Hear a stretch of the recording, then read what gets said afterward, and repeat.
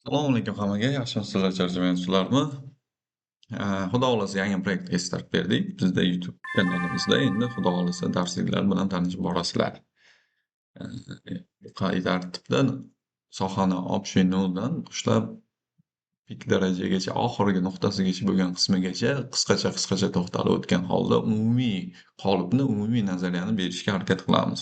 Xo'p, bu bilan sizlarni men Miracle FX jamoa a'zosi Muhammad tanishtirib o'taman. Shu jumladan aytib o'taman, o'zimning 7 yillik tajribam bilan bo'lishishga harakat qilaman sizlarga. Xo'p, demak, bugun birinchi darsimizni boshlab olamiz. Birinchi darsimiz bu bizga kirish darsi bo'ladi. Umuman olganda soha bo'yicha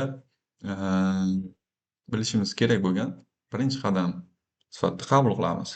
Demak, biz sohaga kirib kelishni boshlaganimizdan keyin birinchi bo'lib bilishimiz kerak bo'lgan narsa baribir o'rtada bizda vositachimiz bor, ya'ni o'sha brokerlar haqida ma'lumotlarni qabul qilib olishimiz kerak. Xo'p, brokerlarga to'xtaladigan bo'lsak, o'zim nuqtai nazarimdan, o'zim tajribamdan kelib chiqqan holda terminallarga ruxsat beradigan, ya'ni MT5, MT4 terminallariga ruxsat beradigan har qanday broker bilan ishlashsa bo'ladi. Nima sababdan? Chunki ularni kapitalizatsiyasi bor, o'zini alohida serveri bor. Umuman olganda moliyalashgan tashkilot sifatida qabul qilishimiz kerak. Ko'pincha eshitib qolamiz, bu broker bunaqa ekan, bu broker bunaqa ekan. Brokerlarda ahamiyati yo'q. Xato birinchi o'zimizdan o'tadi. Broker bilan shartnoma tuzilayotgan vaqtda biz har bir qonun qoidani o'rganib chiqadigan bo'lsak, mumkin va mumkin bo'lmagan holatlar bor. Bular o'sha brokerdan ro'yxatga o'tish jarayonligida biz shunchaki yuzaki ptichka qo'yib ketadigan rozilik shartnomalarimizda hamma narsa ko'rsatib chiqilgan. Asosiy brokerlar shotni bloklashning asosiy sababi arbitraj, ya'ni o'sha bir vaqtning o'zida buy va sellga ham bitimlarni amalga oshirish va imkon darajasi ko'pchilik brokerlar riskdan foydalangan holda, ya'ni riskka amal qilgan holda savdoni talab qiladi. Bular shundan kelib chiqqan holda shu brokerni qonun qoidasini buzmasak, bizga hech qanaqa noqulaylik keltirmaydi. Shundan kelib chiqib ayta olamanki, jamiki MT5 va MT4 terminallariga ulanish imkoniyati bo'lgan brokerlarda savdo qilish imkoniyatimiz bor. Faqatgina ba'zi bir brokerlar bor, onlayn platformalar, qanday masalan, RX platformasi bor, MatchTrader platformalari bor. U platformalar onlayn faqat Google orqali login parol orqali ro'yxatdan o'tib, Google'ni o'zida savdolar amalga oshiradigan brokerlar qariyb 90% holatlarda hammasi laxatron bo'lib chiqadi. O'sha brokerlarda yaxshi rezultat, boshqa holatlarda olamiz va undan keyin pul yetish jarayonligida ularni maxinatsiyasi o'yini boshlanadi. Shundan kelib chiqqan holda hamma brokerda savdo qilish imkoniyatimiz bor. Savdo qilsak bo'ladi. Bir narsani to'g'ri tushunishimiz kerak. Har bir mintaqada ba'zi birimiz O'zbekistondamiz, ba'zi birimiz Rossiyada, ba'zi birimiz Amerikada, boshqa mintaqalar. Shundan kelib chiqqan holda bitta masalan bizda o'zimiz komandamiz bilan XMni targ'ib qilamiz. Bunday olganda, ochiqcha qilib aytganda, XMdan brokerda foydalanishni targ'ib qilamiz, chunki o'zimiz ishlaymiz, o'zimizda hali muammo bo'lmaganligi sababli targ'ib qilamiz, lekin shunga qaramasdan turib bemalol o'zingizni mintaqangizga mos keladigan brokerdan foydalanishingiz mumkin. Faqatgina e'tibor qaratadigan birinchi nuqtasi MT5 va MT4 terminallariga ruxsat berilsin. Ya'ni o'shalarda ro'yxatdan o'tgan holda alohida приложение orqali, shu MT5 yoki MT4 приложениесі orqali login parol orqali kirib savdolar amalga oshiradigan bo'lsa, bundan foydalansak bo'ladi. Undan tashqari, ba'zi bir holatlarda ko'ramizki, narx bo'yicha tafovutlar bor. Bular endi brokerda o'zini o'sha spreadidan, komissiyasidan kelib chiqqan holda bo'ladi. Ba'zi bir brokerlar komissiya olmaydi, spreadlar juda kichkina, shundan kelib chiqqan holda volatilность oshishi hisobida sal muammoli holatlar bo'lishi mumkin. Bunda asosiy yechim shotlarga borib taqaladi. Brokerdan ro'yxatdan o'tganimizdan keyin brokerlar absolyut ravishda bizda bir nechta turdagi shotlarni tavsiya etadi. Masalan, oddiy misol hammamiz biladigan standart, ultra low yoki sentoviy shotlar. Undan tashqari yana bir nechta turdagi shotlarni ham tavsiya etiladi. Oddiy 3 ta shot bo'ladigan bo'lsa, bularni ichida optimal, ya'ni volatilность past, yangiliklar va boshqa bir holatlarda o'zini narxni saqlab qolib bera oladigan shotlar sifatida ultra low, ya'ni katta hajmdagi shotlar bilan ishlashni tavsiya etadi. Bu shotlar bizga nima beradi? Spread o'ta kichkina, komissiyalar ba'zi birlarida juda kam, ba'zi bir ko'pchiligida yo'q komissiya. Ya'ni kundan kunga o'tganda komissiya ushlamaydi va undan tashqari bu broker shotlarimizda imkon darajasi kattaroq summa bilan, eng kamida adashmasam $200 depozit bilan boshlash kerak bo'ladi. Va shunga yarasha sizlarga premium darajadagi tredni ta'minlab bera oladi.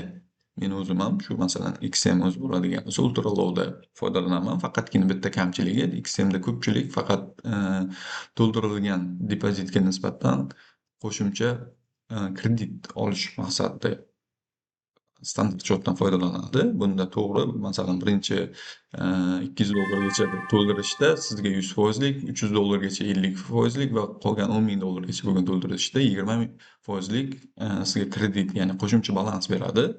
Bu yaxshi, lekin bir tomonlama yomon tarafi spreadimiz juda katta. O'rtacha hisobda 40-45 pipsni tashkil qiladi. Ultra low'da standart 19 dan 23 pipsgacha o'zgarmas spreadimiz bor. Faqatgina bunda ultra low'da hech qanday kredit, hech qanaqa imtiyoz berilmaydi. Berilgan imtiyozlar shu komissiya bo'yicha va spread bo'yicha hisoblanadi. Undan tashqari yana bir to'xtalib o'tadigan joyimiz bor. Hamma shot ochguncha asosan e'tibor berishingizni so'raymiz kredit yelkasi. Kreditni плечо, leverage. Kim qanaqa tushunsa, xuddi shu ma'noda tushunib olinglar. Qanchalik kredit yelkamiz kichikroq bo'ladigan bo'lsa, bizga shunchalik yaxshiroq. Kredit yelkasi bizga summamizga nisbatan ajratiladigan marjani boshqarib boradi. Marjamiz qanchalik kichik bo'ladigan bo'lsa, demak bizni riskimiz ham shunchalik kichrayadi. Yangi boshlovchilarga imkon darajada kichikroq, eng maksimal 1/500 kredit yelkasi bilan ishlashga harakat qilinglar. Bu sizlarga ortiqcha bitimlar ochib tashlashga yo'l bermaydi va balansga nisbatan katta risk qilishga yo'l qo'ymaydi. Asosan kredit yelkani katta hajmda olib foydalanadiganlar, bular scalping ham, boshqa asosan trading sohasidagi yo'nalishlar bo'ladigan bo'lsa, scalping, day trading, swing trading va dalgasroq bo'ladigan bo'lsa, bizda yangi qo'shilib kelgan razgon trading bor. Qabul qilishimiz kerak. Endi bitta masalan O'zbekistonda bo'lishi mumkin. O'sha sohadagilar foydalanadi maksimal kredit yelka bilan. Nima uchun? Ular risk qilganda jamiki bor summasi bilan kirishga harakat qiladi. Imkon darajasi zapas hold o'rtacha boringki 50-30 punktni tashkil qiladi. Ya'ni 50-30 punkt narx unga nisbatan teskari yuraveradigan bo'lsa, balansga olib ketadi, lekin shunga yarasha 50-30 punkt narx o'ng yo'nalishda yuraveradigan bo'lsa, balansga birga-bir nisbatda foydani olib chiqadi. Bu full risk bilan, ya'ni full risk deganda endi to'g'ri tushunishimiz kerak, tavakkal. O'zi asl ma'nosi o'zbekchada full tavakkallik bilan savdo amalga oshiradi. Shu jumlada bir narsani qo'shimcha qilib ketmoqchiman. Bu qimor emas. Bu просто так yo yuqoriga yo pastga, yo buy yoki sell degan gapimiz bilan bozor harakatlanmaydi. Konkretno sohani o'zini ko'radigan bo'lsak, signal kanallarimiz, live trade kanallarimiz hammasi konkretno tasdiq asosida savdo qilishga harakat qiladi. Bu tasdiqlar ham osmondan kelib tushib qolmagan. Umuman olganda bozorni o'rganish, bozorni tahlil qilish orqali ma'lum bir qarshilik nuqtalarini tasdiqlab olganimiz holda savdolar amalga oshirishimiz bizda именно shu vaziyatlarda to'g'ri qaror qabul qilishga imkoniyat beradi. Va undan tashqari balansni to'g'ri boshqarish bizda birinchi o'rinda turadi. Balansimizni boshqara olmasak, biz ming yaxshi usullarni o'rgansak, ming yaxshi strategiyalarni o'rgansak ham baribir foyda bo'lmaydi. Chunki sohani o'zida hamma biladi, 100% garantiya yo'q. 100% garantiyali strategiyamiz ham, 100% garantiyali uslub ham yo'q. Bu yo'q moliya bozori, erkin moliya bozori. Bu bozorda oddiy misol oladigan bo'lsak, trillionlab summa, millionlab, milliardlab emas, trillionlab summa aylanadi. Biz bu bozorda manipulyatsiya qilishga, ya'ni boshqarishimizga, o'zimizga bo'ysundirishga imkoniyatimiz yetmaydi. Eng kamida buning uchun bir necha trillion so'mma pul bo'lishi kerak. Masalan, o'rtacha hisobda oladigan bo'lsak, bizda bozorimiz mm, 4 yo'nalishga bo'linadi. Birinchi bo'lib har doimgidek bizda Forex, ya'ni valyuta bozori, undan keyin bizda imенно aksiya, obligatsiya va undan keyingisi xomashyo bozori va oxirgisi kripto bozoriga bo'linadi. Shu bozorlardan kelib chiqqan holda biz o'zimiz savdolarni amalga oshiramiz. Shu bozorlarda endi kunlik оборудениеga to'xtaydigan bo'lsak, bittagina masalan Forex'ni o'zida, valyuta bozorini o'zida kunlik оборудение 10 trillion dollardan oshishi kunlik. Bu yillik, oylik, haftalik emas. Nazarda tuting, bozor 23 soat ishlasa, 23 soat ichida 10 trillion dollarlik pul aylanadi bozorda. Ya'ni o'sha imенно birjamizda o'zida, Forex birjasini o'zida. Bu juda katta summalar. Uni manipulyatsiya qilish uncha-muncha holat, uncha-muncha shaxslarga ham, uncha-muncha davlatlarga ham juda og'irlik qiladi. Chunki 10 trillion dollarlik уже ichki xomashyosi yoki yalpi ichki mahsuloti 10 trillion dollarga baholanadigan davlatlarni men hali eshitmaganman. Unaqa davlatdan yo'q 10 trillion dollarlik yalpi ichki mahsulotni tashkil qiladigan davlat. Xo'p, demak tushunishimiz kerakki, bu просто так o'yin emas. Bunga konkretni yondashadigan bo'lsak, bizda kasbimizga aylanishi mumkin. To'g'ridan-to'g'ri qisqacha qilib tushuntiradigan bo'lsak, bu oddiygina savdo-sotiq. Talab va taklifdan kelib chiqib amalga oshiriladigan platforma. Ya'ni qanday bozor bor, hammamiz bilamiz. Oddiy o'zimizni bozorlarimiz bor. Bozordagi mahsulotni taklif qiladigan birjalar. Masalan, oddiy kotirovka tillarni oladigan bo'lsak, legendarniy hamma tillarda savdo qiladi. Birja bizga tillarni taklif qiladi. Mana shuncha narxdan olishdi. Uni shu narxdan sotib olish yoki shu narxdan sotish bu o'zi treyderlarni, savdogarlarni nima deydi, o'zini qo'lidagi ish. Kimgadir shu narx ma'qul kelsa, demak shu narxdan sotib oladi yoki sotadi. Shundan kelib chiqqan holda birja taklif qilgan narxga asosan sotuvchilar soni oshsa, demak biz tushunishimiz kerakki, narx tushishni boshlaydi. Yoki bundan teskari ravishda narx tushdi, pastlab ketdi, demak sotib oluvchilar oshyapti, demak narx avtomatik ravishda ko'tariladi. Bu oddiygina talab va taklifdan kelib chiqadigan holat. Xo'p, undan keyin bu narsa bo'yicha menimcha tushunarli bo'ldi. Biz brokerlarga to'xtalib o'tdik.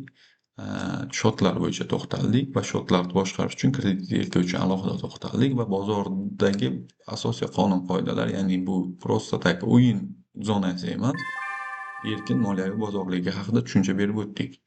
Xo'p, undan keyingi to'xtalishimiz kerak bo'ladigan narsa, bu bilan tanishib chiqqanimizdan keyin, o'zimizga ma'qul keladigan broker tanlaganimizdan keyin biz именно olganda biz terminallar bilan tanishib chiqishimiz kerak. Ya'ni biz foydalanadigan приложениялар, dasturlar bilan tanishib chiqishimiz kerak. Bizda birinchi bo'lib o'rganishimiz kerak bo'ladigan terminalimiz bizda o'sha MT5 va MT4 platformalar. Bular bizga nimani beradi? Shu savdo jarayonida faqatgina savdo uchun ko'rsatib o'taman. Masalan, mana shu MT5 приложениemiz. MT5 bizda konkretni faqat savdo uchun mo'ljallangan va shu jarayonda bizda bu yerda bitimlar ochib yopish uchun imkoniyat, narxlar, kotirovkalar, o'sha narx o'syaptimi, tushyaptimi grafika. Undan tashqari bizda именно hali darsimiz davomida o'rganib ketamiz. Formatsiyalarimiz bor grafikada, masalan, patronlarimiz alohida, grafik formatsiyalarimiz alohida, indikatorlarimiz bor, ossilyatorlarimiz bor, fibomiz bor, boshqa juda katta, hali oldinda bizni darsimiz kutib turibdi. Juda katta ob'yomdagi ma'lumotlarimiz hali oldinda. Shularni hammasi biz mana shu platforma orqali qabul qilib olamiz.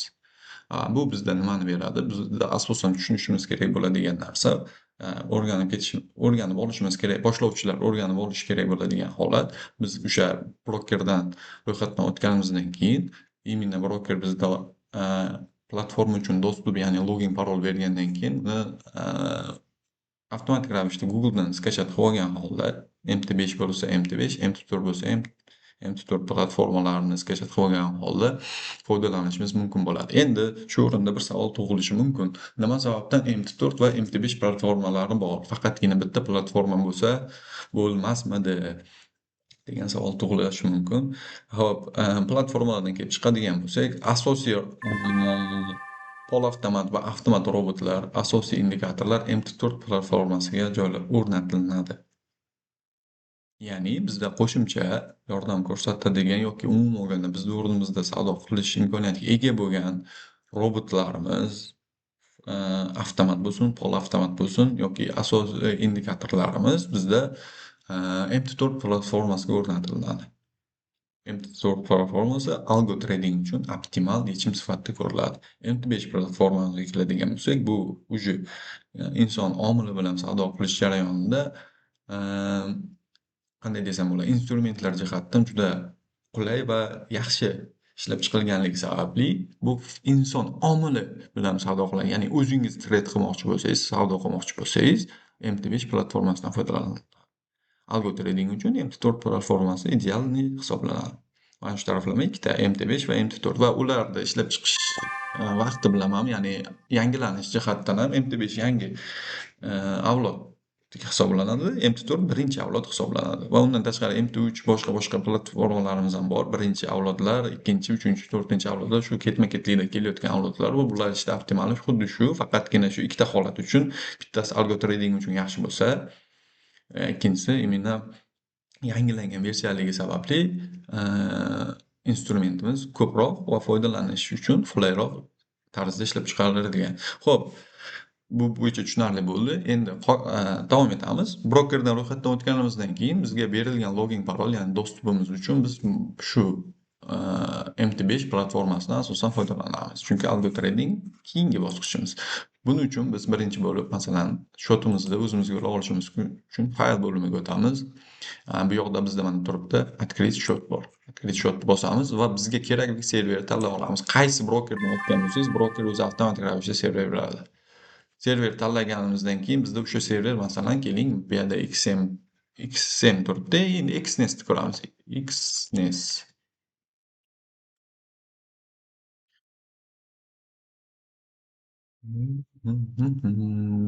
Xullas kalom chiqadi va undan keyin shu brokerni tanlaymiz va bosamiz ustiga va next tugmasini bosamiz, davom etish tugmasini bosamiz va bu yoqda bizda уже chiqib keladi. Qanaqa demo shot bilan demo shotni to'lamoqchimisan yoki realniy shotni to'lamoqchimisan. Bizda absolyutniy realniy shot. Tamom, bo'ldi, realniy shotni olamiz. Bu yoqda loginni, bu yoqda parolni kirgizamiz va server absolyutniy tanlanadi.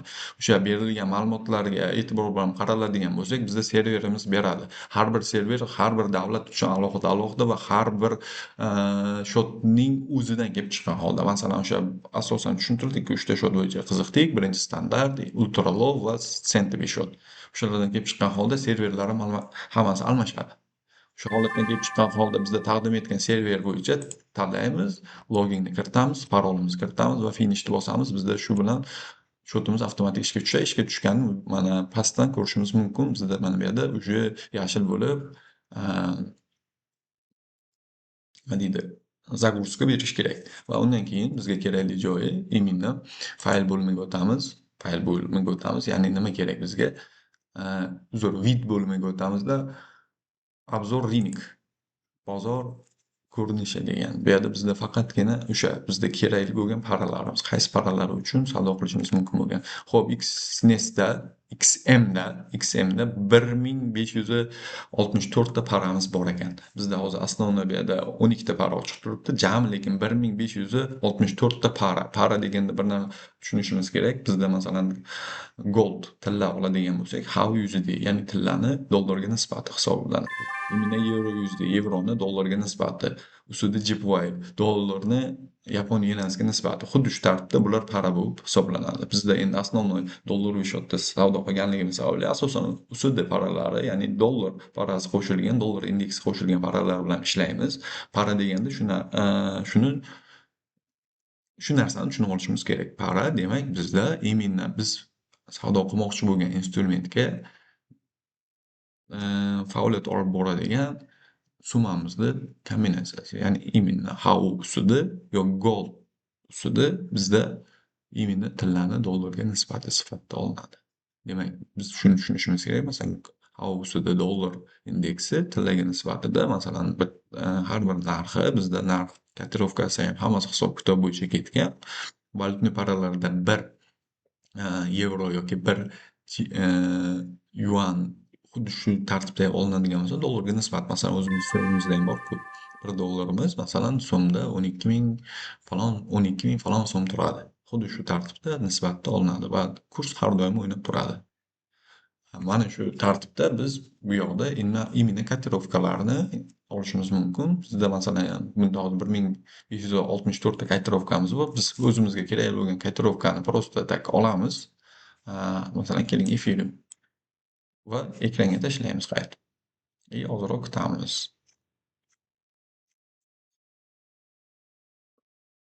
Ochiladi bizda.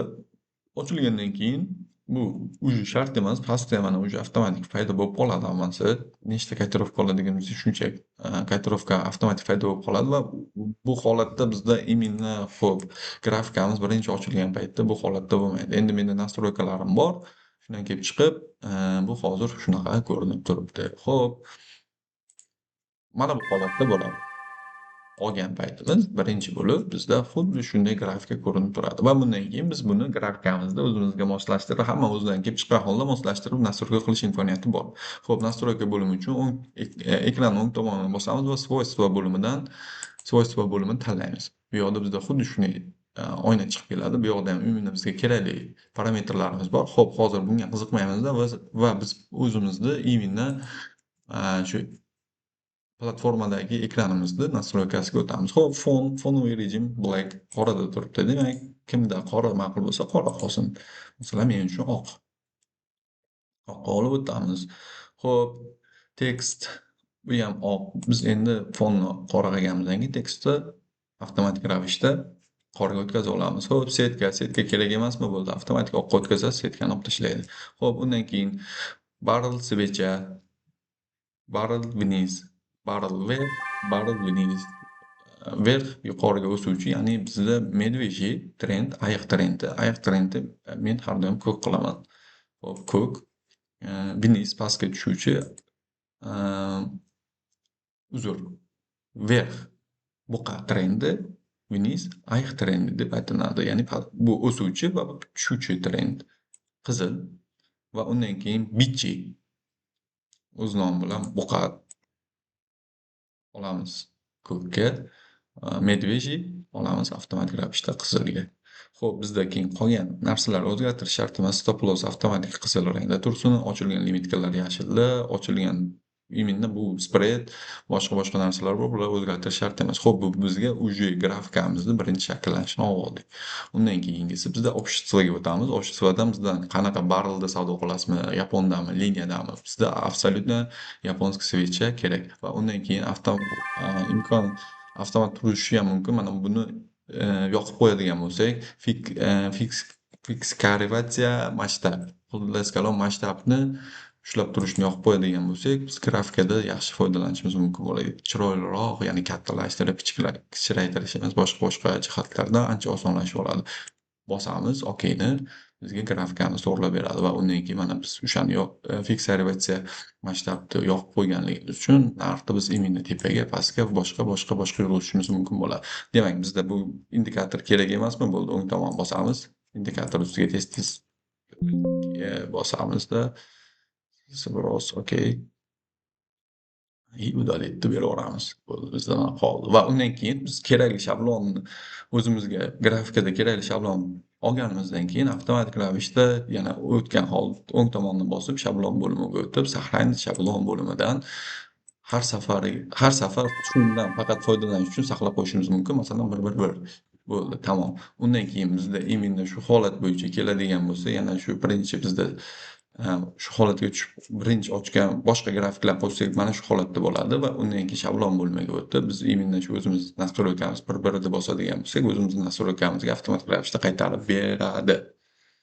Bu bittagina masalan именно olganda bizdagi o'sha MT5 bo'yicha qisqacha tushuncha, ya'ni grafikani sozlash, birinchi navbatda MT5 MetaTrader 5 platformasiga shotimizni ulash, MetaTrader 5 platformasidan o'zimizga kerakli indekslar chiqarib olish, paralarni olish, MetaTrader 5 platformasida grafikamizni o'zimizga moslashtirib sozlab olish.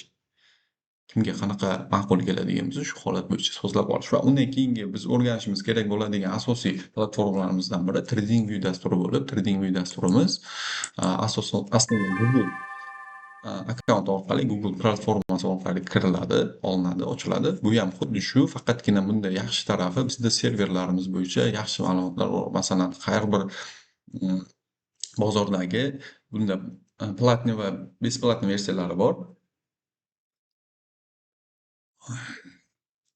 Platniy versiyasi bizga qo'shimcha ravishda bu platformani birinchi tushunib olsak, keyin u nima uchun platniy va besplatniy versiyalari, ya'ni pulli va pulsiz versiyalari nima tafovati borligini tushunib olamiz. Xo'p, bizda bu TradingView platformamiz основной texnik analizlarni amalga oshirish uchun bizga kerak. Ya'ni texnik analiz deganda to'g'ri tushunishimiz kerak. Grafika bo'yicha bajariladigan amaliyotlarning barchasi bizda texnik analizni beradi. Masalan, trend liniya bo'lishi mumkin, switchning patternimiz bo'lishi mumkin, grafik patternimiz bo'lishi mumkin, grafik formatsiyamiz bo'lishi mumkin, fibolar tortib ishlashimiz, indikator, ostsillatorlarni qo'shib ishlatishimiz, bular hammasi bizda TradingView dasturi orqali savdolarni amalga oshirish, savdo strategiyalarini tuzib chiqishda yordam ko'rsatadi. Nima uchun? TradingViewda imkon darajasida grafikamiz toza, brokerda qo'shimcha ravishda o'sha boshida tushuntirib o'tganimdek spread hisobidan yoki umuman ochilgan shopning hisobidan grafikada ma'lum bir o'rtacha hisobda 50 pipsgacha bo'lgan, 50 pipsgacha, bu 5 punktgacha bo'lgan noaniqlik bo'lishi mumkin. Sohada asosiy urg'u aniqlikka borib taqaladi. Shuni yoddan ko'tarmanglar.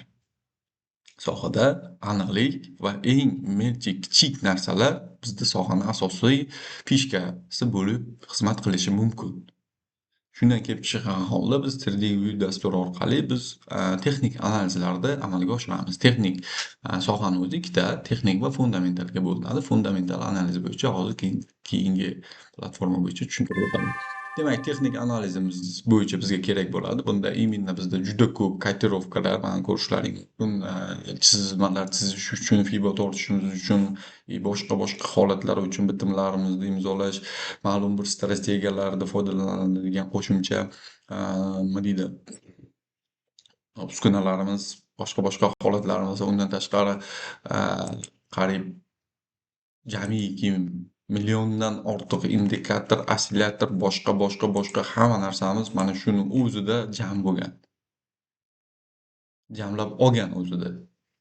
Va undan tashqari bunda imенно biz bilamiz backtest deymiz yoki line xo'p, bozorda oldingi tarix bilan hozirgi tarixsiz kelajak bo'lmagandek, tarix bilan hozirda solishtirgan holda backtest qilib, ya'ni bozorda tarixdagi holatlardan kelib chiqqan holda kelajakda oldindan ko'ra bilishimiz uchun testlar o'tkazishimiz kerak. Buning uchun imенно bizda replaylarimiz bor, ya'ni o'sha tarixga qaytarib qo'yib, svechalar kelajakni yopib qo'yib, bozorda oldin nima deydi, o'rgangan strategiyalarimiz, usullarimizni test qilib ko'rish imkoniyatimiz bor. Mana shu narsalarni hammasini shu imенно bitta platforma, TradingView platformasida olishimiz mumkin. Va undan tashqari endi nima uchun bepul, nima uchun pullik versiyalari, bunga to'xtalib o'tadigan bo'lsak, bizda bepul versiyalarimizda anchagina cheklovlarimiz bor. Lekin bepul versiyani o'zida ham savdo qilish imkoniyatimiz bor. Masalan, to'xtalib o'tadigan bo'lsak, o'rtacha hisobda 2 ostsillator, 3 ta indikator qo'shish imkoniyatimiz bor. Va undan tashqari bizda 10,000 dona svecha ko'rsatiladi grafikada. Masalan, o'sha time frame bo'ladigan bo'lsa, bitta time frameda 10,000 ta svechagacha farqni ko'rishimiz mumkin va undan ortig'ini ko'ra olmaymiz. Agar platniy versiyasi bo'lsa, cheksiz ko'rish imkoniyatimiz bor.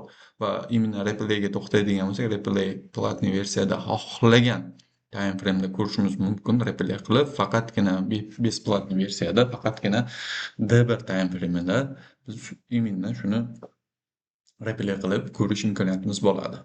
Va qo'shimcha ravishda bunda imенно bu platformada faqatgina bu bilan to'xtab qolmagan, bunda juda ko'p ideyalar, Videolar ham именно shu platforma orqali ko'rishimiz mumkin. Qo'ng'iroqchani ustiga bosamiz, bu yoqda bizda уже chiqib keladi. Nima kerak bizga? Idea kerak. Qaysi para? Hamma paralar bo'yicha katta-katta shu именно Trading View dasturidan foydalanadigan treyderlarni o'zini tahlillari, analizlari qo'shimcha ravishda olib, qiziqib, o'zingiz o'tkazib yuborgan qismlarini ular bilan solishtirgan holda qo'shimcha ma'lumot sifatida qabul qilgan holda ishlash imkoniyatimiz ochiladi. Bu yoqda ham yangiliklar juda ko'p. Demak, bizga texnik tahlil uchun optimal va именно boshqa treyderlar bilan kontakt bog'lash imkoniyatini beradigan platforma TradingView platformasi faqatgina analiz emas, kontakt uchun ham juda yaxshi, juda kuchli treyderlarni, juda yaxshi tahlilchilar, bozor tahlilchilarini именно bu yoqda o'zlarini shaxsiy tahlillari bor. Masalan, kelingki, mana bittagina tahlilga to'xtalamiz. Hamma tillarga qisqa, tillar bo'yicha oxirgi bir treyderimizni tahlili. Xo'p, ko'ramiz tahlil bo'yicha bizda именно trend liniya tortiladi, trend liniya bo'yicha yuryapti. Narx bo'yicha qayerda harakatlansa, demak biz bu yoqdan selga qiziqishimiz kerak, bu yoqda selga qiziqishimiz kerak. Shu bo'yicha ko'ramiz. Именно ko'rganlaringiz tahlil bo'yicha juda ajoyib holat. Natijani misol именно darajadan reaksiya olib pastga qarab narx tushib kelmoqda. Mana bu holatlarni oldindan ko'rish imkoniyati bor. Ya'ni qiziqib foydalanishimiz mumkin bo'lgan va foydali ma'lumotlarni olish imkoniyatimiz bor. Va undan keyingisi bizda sohani ikkinchi yo'nalishiga to'xtalamiz. Ikkinchi yo'nalishimiz bizda именно texnik tahlildan keyin avtomatik fundamental. Fundamental tahlil bozor bilasizlar iqtisodiyotga bog'langan va iqtisodiyot bo'yicha bo'ladigan har bir yangiliklar bozorga yaxshigina ta'sir ko'rsatib qoladi va shundan kelib chiqqan holda biz jahon iqtisodiyotida bo'layotgan yangiliklarni kuzatib borishimiz va yangiliklardan boxabar bo'lgan holda nima deydi, savdolarni amalga oshirishimiz kerak. Boshlang'ich treyderlarda yangiliklarda savdo qilish tavsiya etilmaydi. Shu sababli imkon darajasi yangiliklarda savdo qilmanglar va o'sha yangiliklar qay vaqtda bo'lishini biz bilishimiz kerak. Shu sababli ham bu platformani bilishimiz kerak. Demak, bizda keyingi 3-platformamiz bizda yangiliklar bo'yicha именно Forex Factory yoki investing.com kanallarni tavsiya etaman. Saytlarini tavsiya etaman. Forex Factory kanali именно birinchi kirgan paytlaringiz mana shu holatda bo'ladi. Endi menda zametga davom beryapman. Xo'p, kirgan paytingiz shu holatda bo'ladi. Biz bu yoqdan kalendarga o'tamiz. Kalendar bor. Kalendarda bizda именно yangiliklar bo'yicha barcha ma'lumotlar kelib chiqadi va bu yerda imkoniyat va именно e'tibor qaratadigan jihatimiz bizda mana bu vaqtni birinchi to'g'rilab olamiz. Bizda именно mana shu qaysi vaqt mintaqasida bo'lsa, o'sha vaqt mintaqasiga to'g'rilab oling. Endi biz O'zbekistondamiz, Toshkent vaqti bilan +05 da va 24 soatlikka avtomatik qo'yilgan. Tamom, ketdi.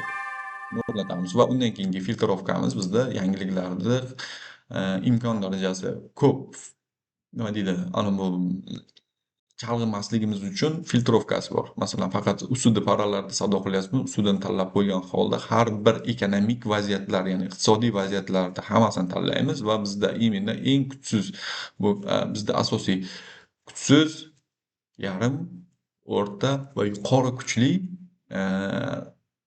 tahlillarimiz, fundamental tahlillarimiz ko'rsatib beradi. Bizga kuchsiz tahlil kerak emas. Ya'ni ma'lumotlar qanchalik o'zimizga kamaytirib, qanchalik o'zimizga moslashtirib oladigan bo'lsak, shunchalik yaxshi. Shu holat tanlab olgan holda bossak, o'sha bizga tahlilni qilib beradi. Va undan tashqari bu yoqda именно faqat shu muddatni oldin ko'rishimiz mumkin. Masalan, bugun hozir 2-may. 2-maydan 31-maygacha bo'lgan hamma kutilayotgan yangiliklar bizda hammasini muddatdan oldin ko'rib, belgilab, o'sha yangiliklarga tayyorgarlik ko'rish imkoniyatimiz bor. Bu yoqda bizda именно ikkita, 3ta holat bor. Bizda именно hozirgi vaziyatdagi iqtisodiy holati, prognozi va именно chiqqan yangiligimizni o'sha именно berilgan ma'lumot bo'yicha tahlili beriladi. Bu bizda asosiy shu yangilik chiqqan davrgacha bo'lgan asosiy prognoz. Bunisi prognoz, ya'ni taxminan shunday chiqadi o'zgarishda va undan keyingisi o'sha yangilik vaqtidagi yangilikning o'zini prognozini chiqaraveradi. 3 ta holat bo'yicha ko'rsatadi va bu yerda mana именно shu mana demak biz qizillarda sal qiyinroq, qizillar o'ta og'ir, yaxshiroq bozorda o'z holatini ko'rsatib beradi. Xuddi shu narsalar nima deydi, kuchliroq ta'sir ko'rsatadi bozorga. Svechalarimiz va bozor volatilitasi oshib ketadi.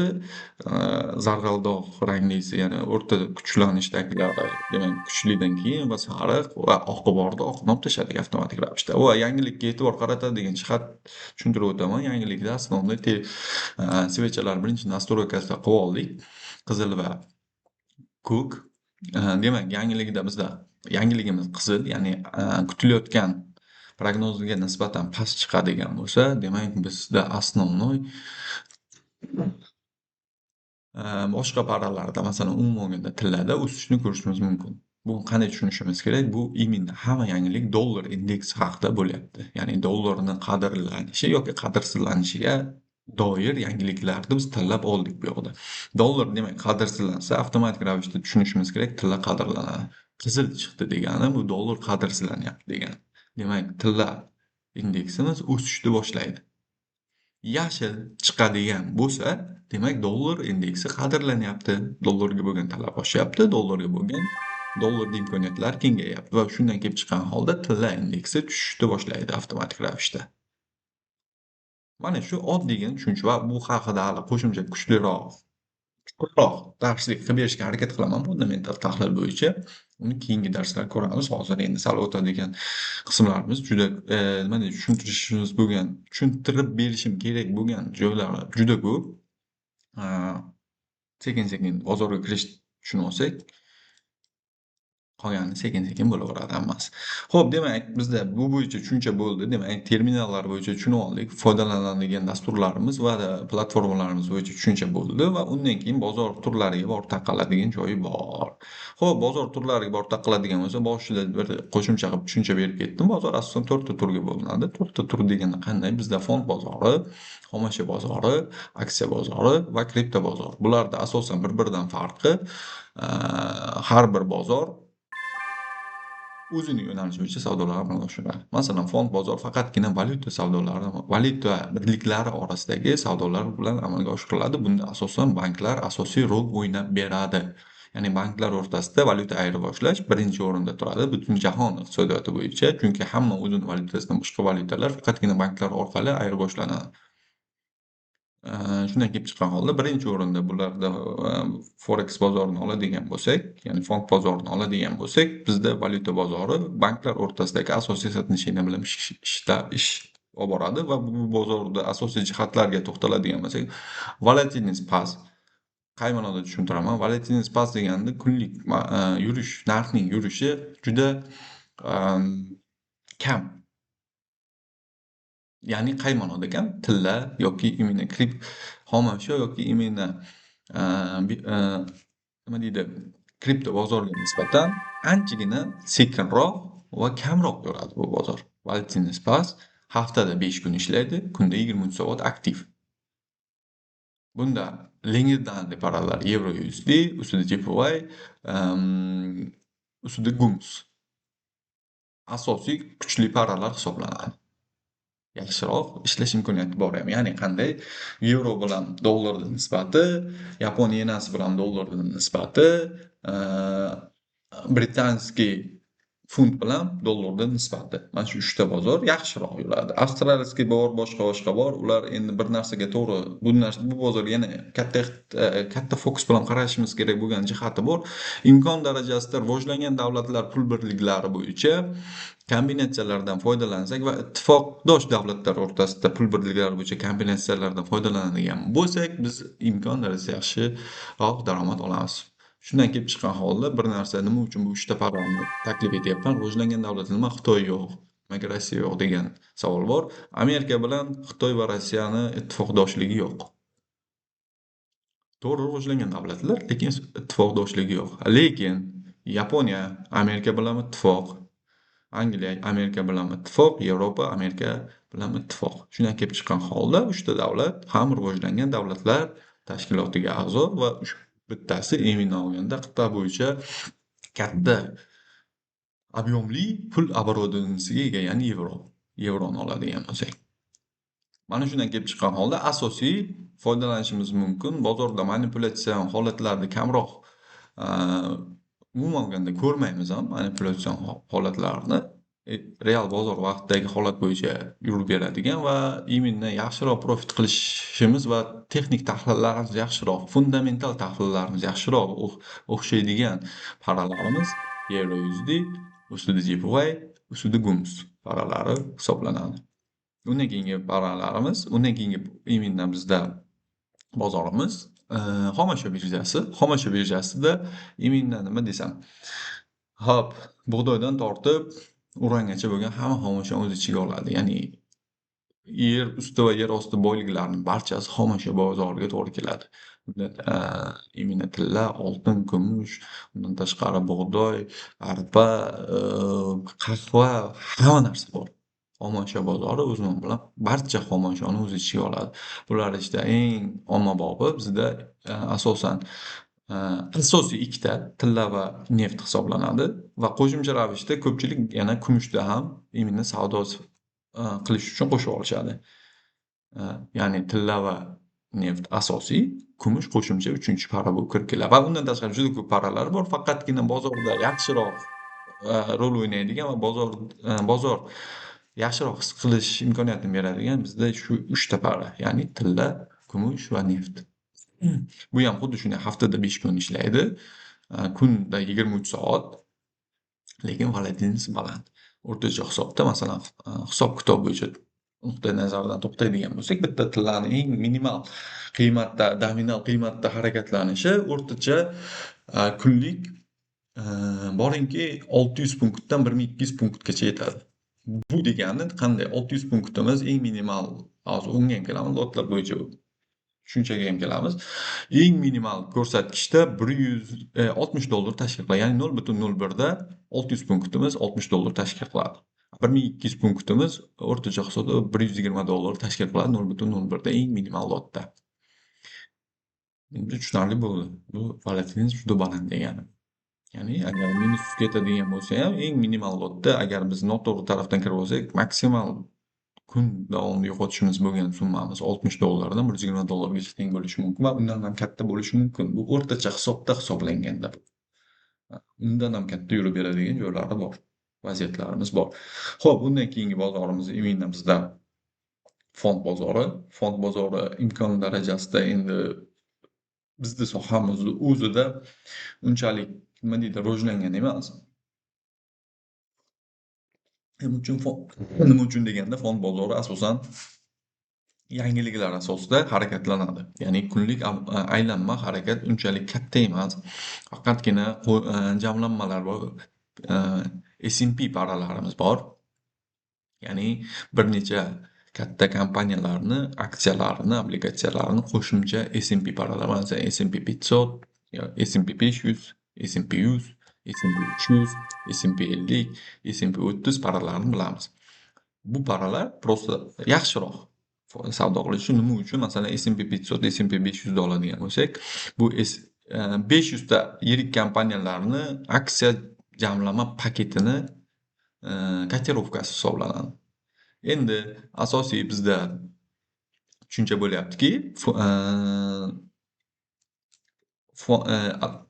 aksiya bozorida yangilik asosida harakatlanadi. Ya'ni o'sha kompaniyada qandaydir yangilik bo'ladi. Oddiy misol, Tesla yoki Apple'da ko'radigan bo'lsak, asosiy o'sish davri aniq.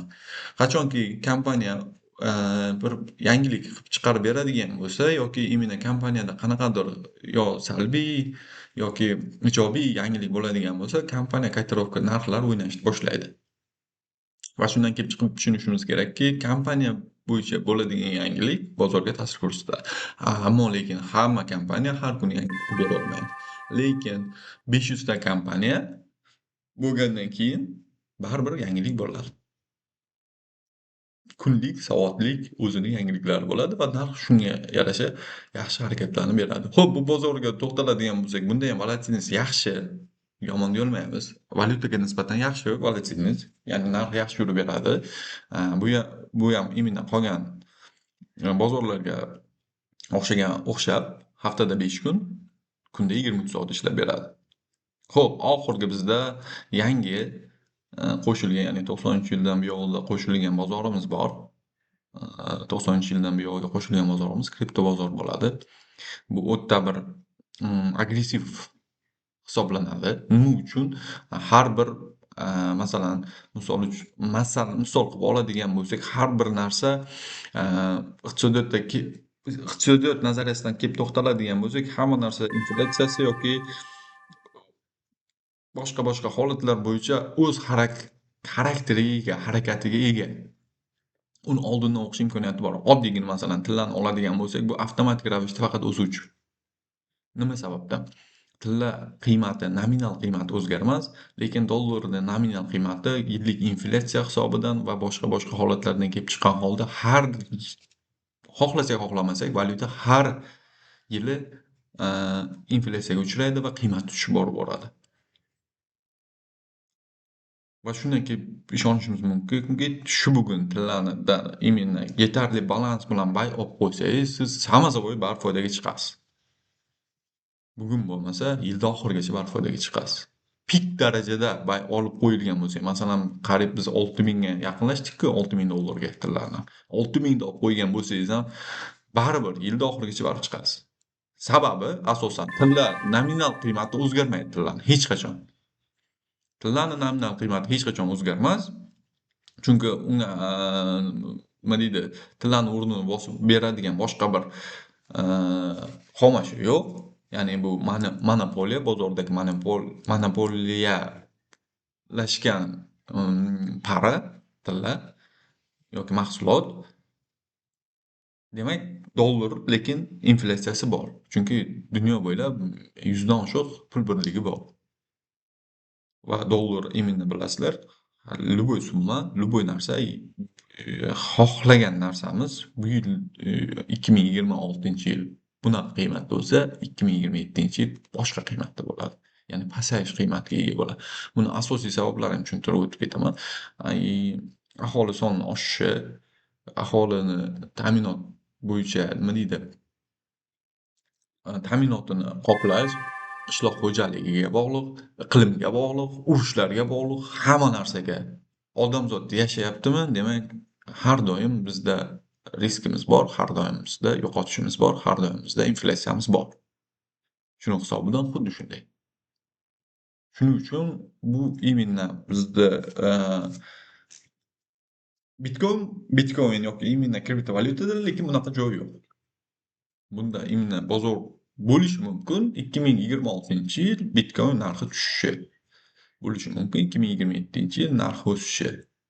Ya'ni 2025-yilga nisbatan Bitcoin narxi 2026-yilda pastlab ketishi mumkin. Va yilni shu holatda yakunlashi ham mumkin. Lekin tillarda unday bo'lmaydi. 2025-yilga nisbatan baribir o'sish holatini ko'rsatadi tillar. Yoki kumush, yoki neft. Ya'ni narx hech qachon pastga qarab yurmaydi. Kriptovalyutada xohlasa nolga tushib qolishi mumkin. Ya'ni qolgan bozorga nisbatan kriptovalyutada sal riskimiz baland.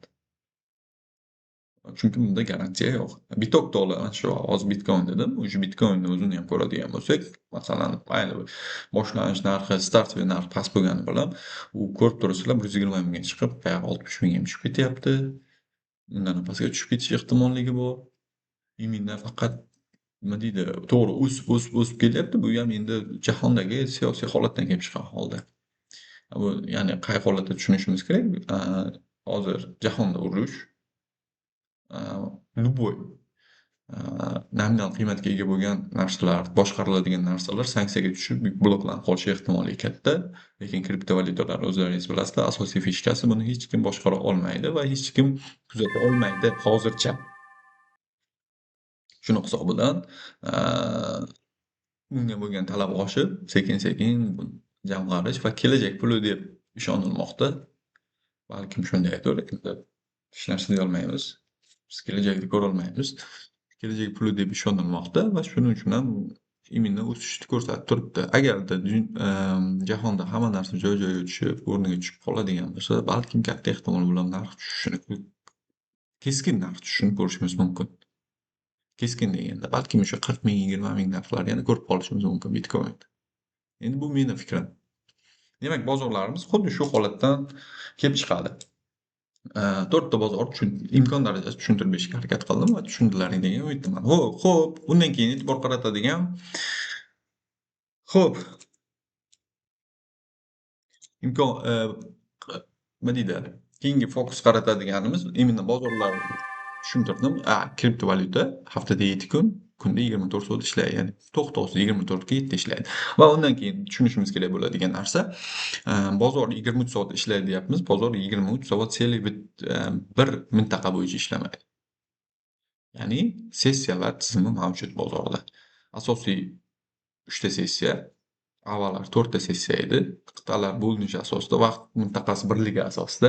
Masalan, 4 ta birinchi sessiyamiz Avstraliya, ikkinchisi Osiyo, uchinchisi Yevropa, to'rtinchisi Amerika sessiyasi edi. Hozir endi Avstraliya sessiyasi chiqib ketdi bozordan. Faqatgina bizda Osiyo, Yevropa va Amerika sessiyalari qoldi. Xo'p, sessiyalar oddiygina qiynalmasdan mana shu o'zimizni TradingView dasturida Killzone indikator qo'ya oladigan bo'lsak, bizda hammasi o'z sessiyalarga bo'lib beradi. Sessiyalar asosiy paralarda nima deydi, paralarni psixologiyasini tushuntirib beradi. Ya'ni qaysi para уже ko'pchiligimiz ko'rganmiz Instagram, YouTube'da ko'rganmiz video reelslarda. Osiyo sessiyasi asosan накопление, Yevropa sessiyasi bir tomonlama harakat, Amerika sessiyasi noaniqroq, ya'ni maksimum va minimum darajalarni ham yangilab qo'yib, yana bir boshqa tarafga qarab yurib ketish ya'ni minimumni yangilagan holda maksimumni yangilab turib yana qaytib minimumga kelib qolish holatlari ham bor. Bular faqat sessiya asosida kuzatiladi va именно maslahatim har bir sessiyadan sessiyaga o'tish davri davomida bironta bitim qoldirmaslik maslahat beriladi. Chunki har bir sessiya haqiqatdan ham bozorda katta burilish beradi. Hech qanday поглощение, hech qanday tasdiqsiz bozor avtomatik ravishda boshqa tarafga razворот beraverishi ehtimoli katta. Sessiyadan sessiyaga o'tish davrida to'xtatishimiz kerak. Demak, tushunib olishimiz uchun ertalabki soat 4 dan obedgi soat 12 gacha Osiyo sessiyasi. Soat 1 dan soat 9 gacha, kechki 21:00 gacha bizda Yevropa sessiyasi va shu bilan bir qatorda soat 17:00 dan, ya'ni soat 5 dan soat 2 gacha bizda именно Amerika sessiyasi. Bu demak, bunday tushuntirib o'tib ketaman. 12 dan 1 gacha Osiyo va Yevropa sessiyasi birga ishlaydi va 17:00 dan 21:00 gacha Yevropa sessiyasi bilan Amerika sessiyasi birga ishlaydi. Nima sababdan? Bu aytganim, boshida tushuntirgandek, просто так o'yin emas. Bu именно shu bunday olganda, bilasizlar, har bir davlat tashkiloti bo'ladigan bo'lsa, xususiy tashkilot emas, xususiy tashkilot bo'ladigan bo'lsa ham ish beruvchi tomonidan kunlik 8 soatli ish rejimi qo'yilgan. Xuddi shundan kelib chiqqan holda biz 8 soatli ish rejimini hisobga oladigan bo'lsak, mana shu holat bo'yicha biz tushunishimiz kerak. Ya'ni 8 soatli ish rejimi, har bir mintaqa Osiyoda 8 soatli ish rejimi tugagandan keyin o'sha Amerika sessiyasi kirib keladi. Yevropa sessiyasi kirib keladi. Yevropa sessiyasida 8 soatli ish rejimi tugagandan keyin avtomatik ravishda Amerika sessiyasi to'liq bozorda o'z qo'liga oladi. Mana shu tartibda sessiyalarimiz borib taqaladi. Bu aslini hozir men tushuntirib berganim уже biz brokerlar tushunib oldik, shotlar bo'yicha tushundik, shotlarni qanday tashkil qilish, qaysi shotlardan foydalanishimiz va shotlar tanlaguncha va shotlar nastroykasi asosida leverage deb o'tdik, ularni tushundik. Terminallar bo'yicha tushundik, ya'ni ishlatiladigan platformalarni tushundik, bozorni tushundik. Endi biz buni tushunib olganimizdan keyin qo'shimcha ravishda keyingi darsga qo'yib beramiz. Hozir menimcha o'zi cho'zilib ketdi. Anchagina cho'zilib ketdi. Obuna bo'lib, qo'ng'iroqchani bosib qo'yinglar. Xudo xolasa, bu darsimizdan keyin hech qancha sizni uzoq kuttirmagan holda ikkinchi darsimizni qo'yib beramiz. Именно shu hali boshlanishini tugatganimiz yo'q. Уже keyingi darslarimizda orderlarimiz bor ekan, lotlarimiz, pips punktlarimiz, time frame'lar bo'yicha, sessiyalar bo'yicha qo'shimcha Keyin именно qay tartibda sohani o'rganishimiz kerak, ketma-ketligi bo'yicha o'zimizni maslahatlarni berib o'tamiz. Jonlaring sog' bo'lsin, omon bo'linglar. Imkon darajasi repost qilib tarqatamiz. Hammaga manfaatli, hali judayam zo'r, judayam qiziqarli, aktual mavzularimiz hali oldinda. Ya'ni faqat hali boshlanishi. Boshlanishda ham menimcha kimlargadir yangilik, kimlardir o'ziga yarasha bilimni oldi. Imkon darajasi podдержка qilamiz, qo'llab-quvvatlaymiz. Like, repost deydi-ku, xuddi shunaqa qilib pastda Telegram kanallarimiz qoldiramiz. Telegram kanallariga o'tib olsalaringiz, imkon darajasi harakat qilamiz. Yana qo'shimcha onlayn asosda Webexdami, Telegramdami yana darslik qilib, tushuntirib, muloqot qilgan asosda tushuntirib, o'rgatib o'tishga harakat qilamiz. Sog' bo'lasizlar, omon bo'lasizlar. Ketkazgan vaqtlaringga rozi bo'lasizlar. Rahmat hammaga, sog' bo'linglar, omon bo'linglar. Sizlar bilan Miracle.